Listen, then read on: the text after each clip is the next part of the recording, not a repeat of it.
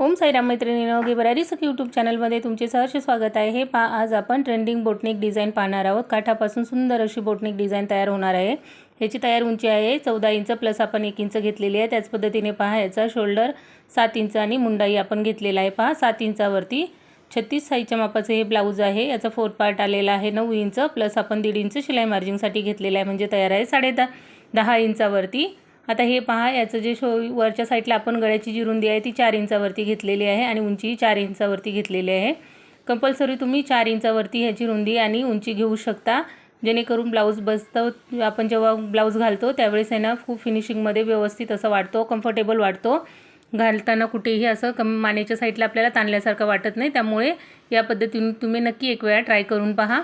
आता आपण इथे पहा 1.5 इंचावरती थोडंसं मार्क करून घेतलेलं आहे आणि त्यानंतर त्याला शेप देऊन घेतलेला आहे नेकच्या साईडला। आता खालच्या साईडचा बॉटम जो आहे तो आपल्याला 3 इंचावरती हवा आहे आणि अर्धा इंच जाणार आहे शिलाई मार्जिंगसाठी। आपण 3.5 इंचावरती व्यवस्थित असं दोन्ही बाजूने मार्क करून घेतलेलं आहे।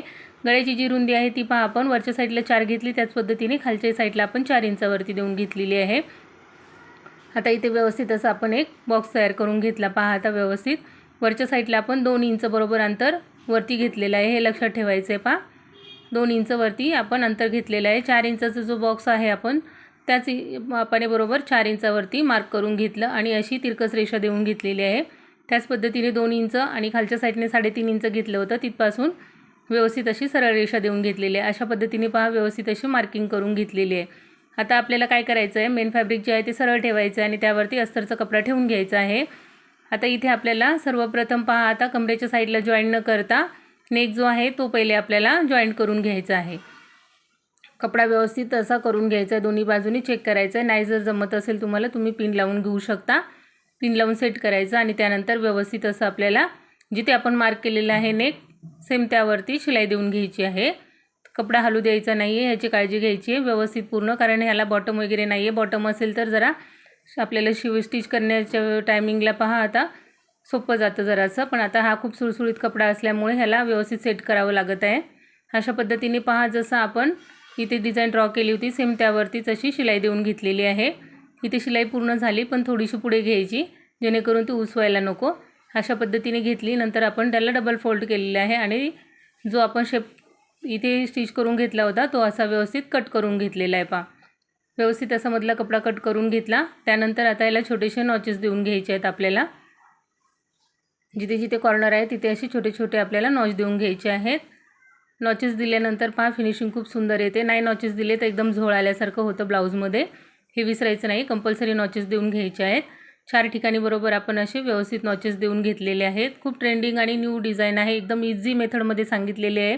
कुठे कट करा जॉईंट करा अशा पद्धतीचं काही केलेलं नाही आहे। पहा आपण आता इथे व्यवस्थित असं दोन्ही कपडा खालचा वरचा सरळ व्यवस्थित चेक करायचा आणि त्यावरती एक वेळा अशी दाब शिलाई देऊन घ्यायची आहे। मेन फॅब्रिकचा कपडा वरती आणि अस्तरचा कपडा खालच्या बाजूलाच राहायला पाहिजे, याची काळजी घ्यायची आहे, तो दिसायला नको आहे। व्यवस्थित अशी आपल्याला शिलाई देऊन घ्यायची। इथे हवा तुम्हाला असेल तर तुम्ही कॅनव्हास वापरू शकता, नाही वापरलं तरीही चालतो। हे पहा अशा पद्धतीने व्यवस्थित असं पूर्ण आपण आता याला स्टिच करून घेणार आहोत। सगळीकडे कपडा असा व्यवस्थित करून घ्यायचा आहे आणि त्यानंतरच शिलाई देऊन घ्यायची आहे। पहा दाखवल्याप्रमाणे व्यवस्थित पूर्ण नेकवरती आपल्याला चारी बाजूनी शिलाई देऊन घ्यायची आहे।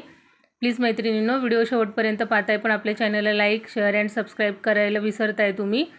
एवढी मेहनत करत आहे, एक छोटीशी कमेंट करायला कधीच विसरत जाऊ नका। एकही कमेंट तुम्ही टाकत नाही, पूर्ण व्हिडिओ पाहताय शेवटपर्यंत परंतु कमेंट टाकायला विसरताय, असं करू नका। मग तुम्हाला काही प्रॉब्लेम आहे, अडचण आहे, समस्या नाही समजते याविषयी मला काहीही समजत नाही आहे, त्यामुळे एक छोटी कमेंट करायला विसरू नका आणि चॅनलला नक्की सबस्क्राईब करा आपल्या। हे पहा अशा पद्धतीने आपण आता हा नेक पूर्ण स्टिच करून घेतलेला आहे। आता याला आपल्याला कमरेच्या साईडला पहा आता जोडून घ्यायचं, तर कशा पद्धतीने करणार आहात पहा। आता सरळ कपडा आपण ह्या बाजूला ठेवून घेतला, त्यानंतर व्यवस्थित असा वरचा कपडा आपल्याला असा रोल करून घ्यायचा आहे। ही सरळ बाजू आहे, लक्ष ठेवायचं आहे, व्यवस्थित पूर्ण रोल करून घ्यायचं। दाखवल्याप्रमाणे पहा असं रोल करून घ्यायचा आणि हा कपडा कसा मी दुमडून घेतला आहे ब्लाऊज पीसचा तो आणि खालच्या साईडने अस्तरचा हा व्यवस्थित चेक करून घ्यायचा। खाली आपण किती अंतर सोडलेले आहे त्यावरतीच बरोबर चेक करून घ्यायचं आणि त्यानंतर अर्धा इंच बरोबर असं शिलाईमध्ये जाईल अस्तरचा कपडा। अशा पद्धतीने पूर्ण व्यवस्थित असं आपल्याला जे बॅकची जी आपली कमरेची साईड आहे फिटिंगची त्या बाजूने पहा व्यवस्थित असं आपल्याला शिलाई देऊन घ्यायची आहे। खूप इझी पद्धत आहे ही जॉईंट करण्याची। इथे तुम्हाला कमरपट्टी लावण्याची गरज नाही। अशा पद्धतीने जर तुम्ही फोल्ड करून स्टिच केलं तर हे पहा आता आपल्या इकडे पहा बॅगचा हा जो पार्ट आहे तो रेडी झालेला आहे। हे पहा किती सोपी पद्धत आहे। अशा पद्धतीने करून घ्यायचं। दाखवल्याप्रमाणे पहा व्यवस्थित असा आपला हा आता बॅगचा इथपर्यंत पोर्शन तयार झालेला आहे। आता आपल्याला करायचं आहे ते म्हणजे गळ्याच्या साईडला वरच्या बाजूने आपण इथे 4 इंचावरती जे इथे घेतलेले होतं उंची आणि रुंदी त्यावरती आपल्याला व्यवस्थित अशी एक शिलाई देऊन घ्यायची आहे। हा कपडा आपल्याला नंतर कट करायचा आहे, त्यामुळे आधी आपण इथे एक व्यवस्थित अशी शिलाई देऊन घेणार आहोत। हा जॉईंट आहे पहा, इथे मी कट केलेला नाही आहे। तुम्ही जर मध्ये नॉड लावणार असाल तर तुम्ही ज्यावेळेस स्टिच करता त्यावेळेस डायरेक्ट त्याला पलटी करूनही घेऊ शकता। इकडे आपण पायपिंग करणार आहोत, जॉईंट ठेवणार आहोत, त्यामुळे इथे मी कट केलेला नाही आहे। नाहीतर त्या पद्धतीने जर नॉड लावणार असाल तर अजूनही सोपं जाईल तुम्हाला। फक्त स्टिच करायचं आणि पलटी करून घ्यायचं प्रत्येक ब्लाऊजमध्ये दाखवते त्याप्रमाणे। हे पहा आता व्यवस्थित असं आपण स्टिच करून घेतलेलं आहे। इकडे आता जो एक्स्ट्राचं जे फॅब्रिक आहे ते आपल्याला कट करून टाकायचं आहे। व्यवस्थित पूर्ण लास्टपर्यंत कट करून घ्यायचा। इथे आपण आता पायपिंग करून घेणार आहोत। हे पहा अशा पद्धतीने तयार झालेलं आहे। आता इथे पहिले सर्वप्रथम आपण आता कमरेच्या साईडला एक दाब शिलाई देऊन घेऊ, जेणेकरून वरच्या साईडला कुठे कपडा झोळ वगैरे आलाय का हे चेक करता येईल आपल्याला। अशा पद्धतीने पहा आता लास्टपर्यंत आपल्याला कमरेच्या बाजूने पहिले दाब शिलाई देऊन घ्यायची आहे व्यवस्थितपणे। चॅनलला नक्की सबस्क्राईब करा मैत्रिणींनो, सबस्क्रायबर खूप कमी आहेत आपले। तुम्ही सबस्क्राईब केलं तर त्यामध्ये तुमचं काही नुकसान नाही आहे। जो मी नवीन व्हिडिओ येईल आपला पहिला तो सर्वप्रथम तुम्हाला बघायला भेटणार आहे। आणि बेल आयकॉन दाबायलाही विसरू नका। व्हिडिओ आवडत असतील तर नक्की चॅनलला सबस्क्राईब करा। नाही आवडले तरी माझी काही जबरदस्ती नाही आहे, पण आवडत असतील तर नक्की चॅनलला सबस्क्राईब करा, कारण बघणारे भरपूर बघतायत पण सबस्क्राईब करत नाही आहेत। आता हे पहा अशा पद्धतीने आपण जो आपल्याकडे काठ होता तो घेतलेला आहे आणि आपल्याला हवा तेवढा आपण त्याला घेऊन नंतर दुमडून घेतलेला आहे। त्याला आतल्या बाजूने शिलाई देऊन घेतलेली आहे पहा व्यवस्थितपणे। आता सेम आहे त्यामुळे एवढं दिसत नाही, कॉन्ट्रास्टमध्ये अजून असलं असतं तर खूप सुंदर दिसलं असता। खालच्या साईडने पाहता आपल्याला अर्धा इंच अंतर फोल्ड करण्यासाठी पाहिजे, त्या पद्धतीचे आपण 2 पट्ट्या अशा कटाच्या कट करून घेतलेल्या आहेत। आता हे पहा वरच्या नेकच्या बाजूने जिथे आपण डिझाईन बनवली होती सेम त्यावरतीच आपल्याला हा काठ ठेवून घ्यायचा आहे। दाखवल्याप्रमाणे पहा अशा पद्धतीने पूर्ण आपल्याला लास्टपर्यंत याला स्टिच करत आणायचं आहे। व्यवस्थित असं एकमेकांवरती ठेवायचं आहे पहा, कुठे कमी जास्त होऊ द्यायचं नाही आहे। आता इकडे आपण याला फोल्ड करून घेतलं, फोल्ड करून असा क्रॉसमध्ये काठ असा ठेवून घ्यायचा आहे आणि त्यावरती व्यवस्थित अशी परत दाब शिलाई देऊन घ्यायची आहे। कडक कपडा असेल तर करायला खूप एकदम इझी जाणार आहे तुम्हाला। हा खूप सुळसुळीत कपडा असल्यामुळे थोडंसं त्रास होत होता शिवायला ह्याला। हे पहा अशा पद्धतीने आता या साईडनेही पूर्ण आपल्याला गळ्यापर्यंत ह्या काठाला अशी शिलाई देऊन घ्यायची आहे। मध्ये फक्त कुठेही कमी जास्त कपडा होऊ देऊ नका, मध्ये हात ठेवून व्यवस्थित असं दोन्हीही कपडा सेम येईल ह्याची काळजी घेऊनच आपल्याला हा काठ लावून घ्यायचा आहे। हे पहा अशा पद्धतीने आपण हा काठ जॉईंट करून घेतलेला आहे। सेम ह्याच पद्धतीने आपल्याला आता याही बाजूने करून घ्यायचा आहे पहा। गळ्याच्या साईडने केलेलं आहे आपण, मधली जी बाजू आहे तिथे काठ लावलेला नाही आहे, ह्या आठवणीत ठेवायचं आहे। आणि जेवढा तुम्हाला काठ जेवढी त्या साईडने जेवढी ती सरळ लाईन आपण बनवलेली आहे त्यापेक्षा अर्धा इंच एक्स्ट्रा घ्यायचा आहे, जो आपल्याला खालच्या साईडने फोल्ड करायचा आहे। फक्त एवढंच याच्यामध्ये एक्स्ट्रा घ्यायचं आहे। दाखवल्याप्रमाणे पहा व्यवस्थित एक बाजूने आपण स्टिच करून घेतला। आता त्याच पद्धतीने पहा आता या बाजूनेही आपल्याला व्यवस्थित असं स्टिच करून घ्यायचं आहे। तुमच्याकडे जेवढा काठ असेल त्यावरती तुम्ही यूज करू शकता किंवा 2 इंचाचा फक्त रुंदीचा घेऊ शकता, त्याने लुक खूप छान येणार आहे। जास्त ब्रॉड घेतलं तरी सुंदर वाटणार नाही आहे। मी इथे तयार 2 इंचाचाच घेतलेला आहे, माझ्याकडे मोठा होता परंतु 2 इंचाचा काठाचा लुक खूप छान होतो त्यामुळे मी 2 इंचाचाच घेतलेला आहे। आता हे पहा अशा पद्धतीने व्यवस्थित असं पूर्ण आपल्याला फोल्ड करून घ्यायचं आहे। इकडे काळजीपूर्वक फोल्ड करायचं आहे, सरळ रेषेमध्ये यायला पाहिजे ह्याची काळजी घ्यायची आणि त्यानंतर पहा व्यवस्थित असं मागे पुढे मशीन करून थोडंसं त्याला फिक्स करून घ्यायचं आहे। आता अशा पद्धतीने पहा आपले हे काठ लावून झालेले आहेत। हे पहा अशा पद्धतीने काठ लावलेलं आहे आपण, कॉन्ट्रास्टमध्ये असेल तर खूप सुंदर आणि युनिक असा दिसणार आहे। वटपौर्णिमा जवळ येत आहे पहा मैत्रिणींनो, त्यासाठी तुम्ही नक्की ही डिझाईन एक वेळा ट्राय करून पहा आणि व्हिडिओ आवडल्यास नक्की लाईक करायला विसरू नका। हे पहा अशा पद्धतीने व्यवस्थित असं आपण आता गळ्याच्या साईडने परत एक वेळा शिलाई देऊन घेणार आहोत, जेणेकरून आपण जो काठ लावलेला आहे तो व्यवस्थित फिक्स व्हायला पाहिजे। आता तो आपण कट करून घेतलेला आहे आणि इथे मी आता पायपिंग करत आहे। साडी सेम कलरची आहे आणि ब्लाऊजही सेम आहे, त्यामुळे इथे मी कॉन्ट्रास्ट वापरलेला नाही आहे। ब्लाऊज पीसचा जो कपडा होता त्याचीच मी इथे पायपिंग बनवत आहे। व्यवस्थित अशी इकडे पायपिंग करून घ्यायची आपल्याला। दाखवल्याप्रमाणे पहा लास्टपर्यंत व्यवस्थित अशी फिनिशिंगमध्ये पायपिंग करून घ्यायची आहे, जेणेकरून ह्याचा लुक खूप सुंदर असा येणार आहे। इथे तुम्ही जरी नॉट जरी मध्ये बांधण्यासाठी वापरली तरी चालणार आहे, पहा तुमच्या चॉईसवरती आहे। हे पहा अशा पद्धतीने व्यवस्थित असं लास्टपर्यंत आपण लावून घेतलं। आता इथे मध्ये फिनिशिंग व्यवस्थित करून घ्यायची आणि त्यानंतर इकडे आपण पायपिंग करून घेणार आहेत। आपल्या चॅनलवरती प्रत्येक प्रकारचे नवनवीन व्हिडिओ अवेलेबल असतात पहा मैत्रिणींनो, सगळ्याच गोष्टींविषयी माहिती आहे।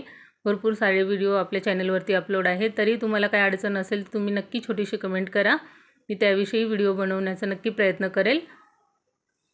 तुम्हाला कुठल्याही विषयी कटिंग स्टिचिंग रिलेटेड काही माहिती हवी असेल तर तुम्ही नक्की कमेंट करू शकता। कटिंगचे व्हिडिओ भरपूर आपल्या चॅनलवरती अपलोड आहेत आणि एकदम इझी आणि सोप्या पद्धतीने मी तुम्हाला दाखवण्याचा प्रयत्न करते। ज्या पद्धतीने मी शिवते तीच पद्धत मी तुम्हालाही दाखवते। पहा बोटनेक ब्लाऊजमध्ये तुम्ही माझ्या पद्धतीने कटिंग आणि स्टिचिंग करून पहा, कधीच ब्लाऊजला प्रॉब्लेम येणार नाही, कुठेही छोटासा झोळ किंवा कुठे कसलीच अडचण येणार नाही आहे। नक्की एक वेळा ट्राय करून पहा। हे पहा अशा पद्धतीने व्यवस्थित असं आपण पूर्ण बॉटमच्या साईडने असं त्याला पायपिंग करून घेणार आहोत। तर लास्टपर्यंत ही शिलाई देऊन घ्यायची आहे। हे पहा अशा पद्धतीने सुंदर अशी पायपिंग आपली इथे झालेली आहे। पहा अशा पद्धतीने तयार केलेली आहे। आता आपल्याला ह्याला सर्वप्रथम काय करायचं आहे, आता असं चेक करून झालं त्यानंतर आता पहा इथे आपण टक्स देऊन घेणार आहोत।